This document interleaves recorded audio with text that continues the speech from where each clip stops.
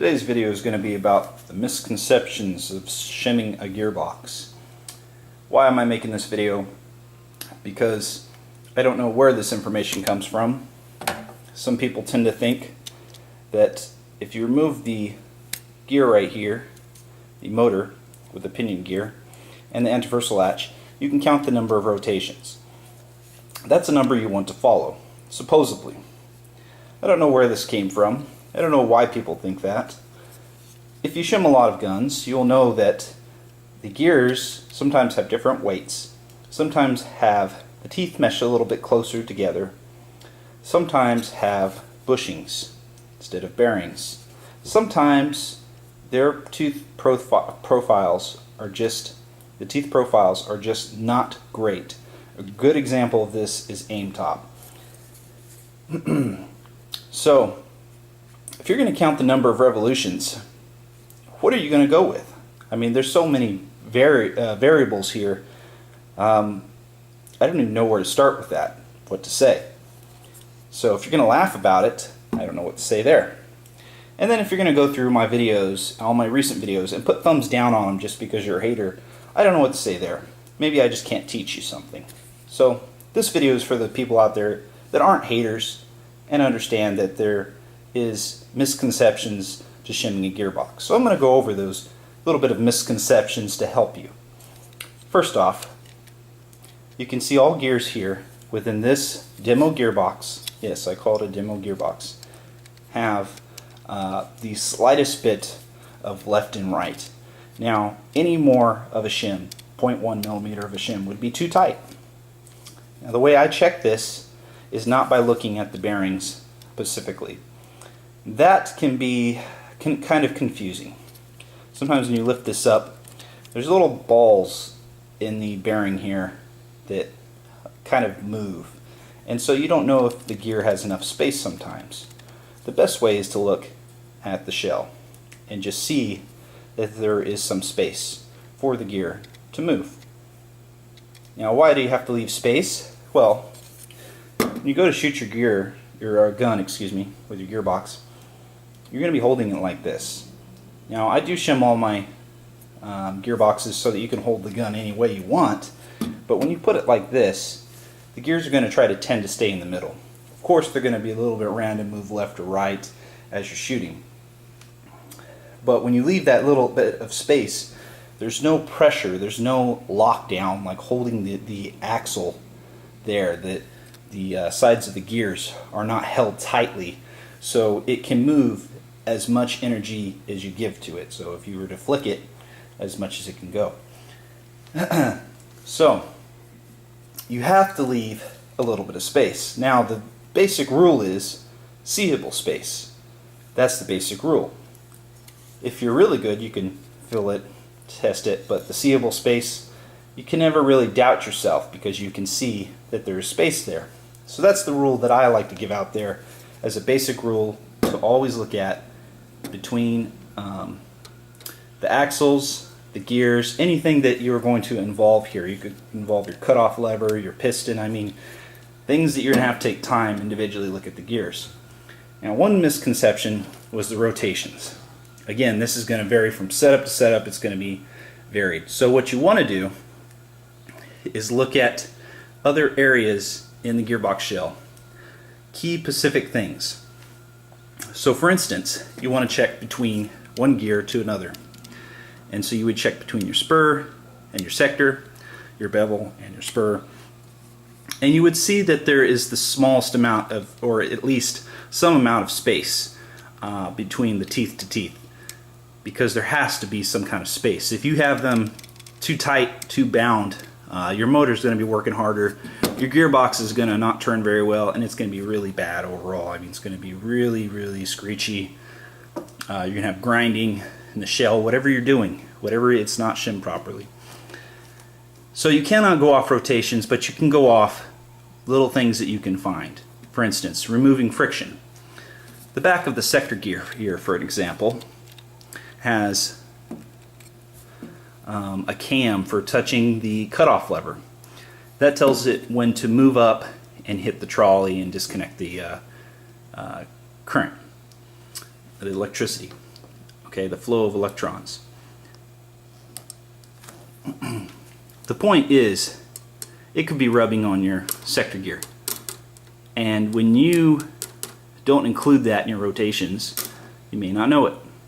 So you want to check for your cutoff lever. You want to check for your piston. You have to check the rack. You have to make sure it cycles through here by hand. These are things you have to do. Shimming is not just the 3 gears. It involves everything now. The reason is because a lot of these parts you buy are not spec to spec, drop in. They're not. There may be cases where you have to take something and Dremel it. Sometimes the tappet plate rail right here, you can see on this one, it's cut down. See how this piece of metal doesn't go straight across? Because it's cut down. That way the cam from the tappet plate does not hit into it as this gear spins around. So, another misconception about shimming the gears, or shimming in general. How much mesh should there be from teeth to teeth? How low should the gears be? I'm hearing this all the time. It should be as low as possible. This is not actually true. However, there is a bit however. If you get it as low as possible, the great thing about having as low as possible is you have less issues. The sector gear here and the bevel gear leave space for the piston rack and for the pinion. Now remember that the piston rack is not shimmable really, and the pinion is not really shimmable. The only thing the motor does is go up and down like this. That's what it's supposed to do, of course, but there's cases maybe it won't. Anyways, going up and down like this. The pinion has an angle on it, but it's still stationary. Same as the piston is still stationary. The only thing it does is move back and forth from the sector gear rotating it and a spring pushing it forward. So when you shim as low as possible, you leave these areas easier to shim. Okay, that's a fact right there. But you don't always have to shim as low as possible. For instance, let's say you're shimming bearings right here on your spur gear, and the inner ball racing comes downwards. You're going to have to put more shims to push the spur up. So it may be up higher than what you see here.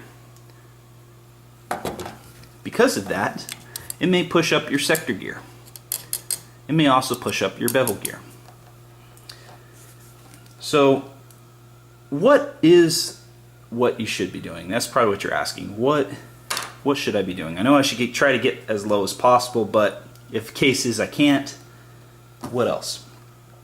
Well, between gears, the mesh is at least 50%. In my opinion, that's where it is, okay? Some people might say different, but at least 50% means that you avoid stripping. Anything less than that is really the danger area. Now somebody might say, well, you get more energy out of each gear spin if you get them as close as possible. So something like a teeth mesh like this is probably about close to a 90%. I mean, it's really close there from the sector to the spur. However, you could leave a 50% of this tooth and 50% of this tooth area touching, and you would still get the same energy of a spin. Why? Because it's not like you're able to grasp more of the gear to spin faster. It just doesn't happen like that. I could remove a shim from the top here of this sector gear and put it on the bottom of this sector gear. Let's say I put 0.2. It's still going to spin the same speed, and that's a misconception. So as you try to shim this low, the reasons apply for making it easier to shim the sector and the bevel, so you can make way for the motor and the piston. So let's think about some other misconceptions here. I've got another one. What about screeching when everything here seems to be correct. You've got all this space and everything, and you still get screeching. This is down to the tooth profiles. Some people buy a new pinion gear, or maybe you've got an AIM top gearbox, and your bevel gear does not mesh with your pinion that it was made with, which makes absolutely no sense to me, but that's how it goes. In this case, this is G&G, this bevel gear, and this pinion gear are meshable. And what I mean by that is they're made where they basically touch almost perfectly. And that's what you want to get. However, you may go out and you may buy some different pinions, and you maybe only have spare, you steal it from a motor to put on another one, and you hook up your gun and you shim it properly, you do bevel to pinion. The rule is to give definitely enough space for the pinion to move without pushing the bevel up. Okay, of course. But you put on a different pinion that's fatter, longer. This motor height is going to depend too as you move it up. If it's longer, maybe the top of the pinion isn't meshed very well. Maybe it doesn't grab the gear enough, so you have to move it up a little bit. This is just a misconception that screeching alone, oh, I'll just check the gears, I need to check my shimming. The fact is you could check forever and you may not find your screeching and realize that it's down to just this. Just changing your pinion is the huge difference. Now there also could be other factors. Let's say your motor is off at a slant, just a little bit. That can be bad. Just depends on your pistol grip. There may also be the lower external body may come and push your pistol grip down. So when you tighten your pistol grip to the gearbox with the lower external body, the grip doesn't go up as high because it's blocked by the lower external body. This is true. This can happen. This depends on your setup, what parts you have, what brand. This depends on how they made it. Okay, so what other kind of factors could lead to screeching? Well, you got your bearings right here. Maybe you have bushings. But the axles of these gears come up. And so you want to make sure that they don't come up too high. Good example is right here. Now the selector plate comes passing here. And maybe the selector plate is pushed down from the body and rubs on this sector gear. Just a possibility. So you may want to look at that. Now, back of selector plates have a cutout, so that doesn't really happen, but I'm just giving an example. You could have the same thing here from the body. Body rubs on this. Body rubs on that. So these are other places that you could look. Removing friction. I'll give an example. We were talking about the back of the sector gear right here, where it has a cam for catching the cutoff lever.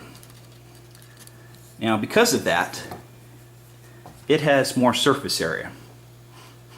If I was to turn over this gear on this side, there is less surface area, same as the spur gear and the bottom of the bevel. There is less surface area. So if you shim this and you do not put an extra shim, or at least one shim, on the bottom of your sector gear right here, that would be the bottom when you're holding it like this. If you don't do that, it can rub against the bearing or the bushing. And that would make the gear not spin as much, especially when you test it this way. If you were to spin it this way, you probably wouldn't tell. This way, you probably wouldn't tell. But when you spin it this way, you would notice it. And what is that? It's called friction. Friction can be applied in many different ways, such like I said, the tappet plate rail, barely touching it, knocking into it. Now these are all misconceptions of, you're shimming it, screechy, how many rotations should I get? These are things that you just want to take into consideration of what works and what doesn't. And what works is definitely not counting the rotations, but looking at other factors. You're looking at everything in your gearbox. Because there will be times when these gears, no matter how perfectly they are shimmed, they're just not going to have as much rotations as another gearbox. So if you found this video very helpful, very informational, and you liked it, please smash that like button. It'll make up for all the dislikes I get from haters. So if you don't like this video, I guess you can just smash that dislike button. But if you have any more questions, just go ahead and pass them on the video in the comments section, or email me, PM me, whatever you want to do.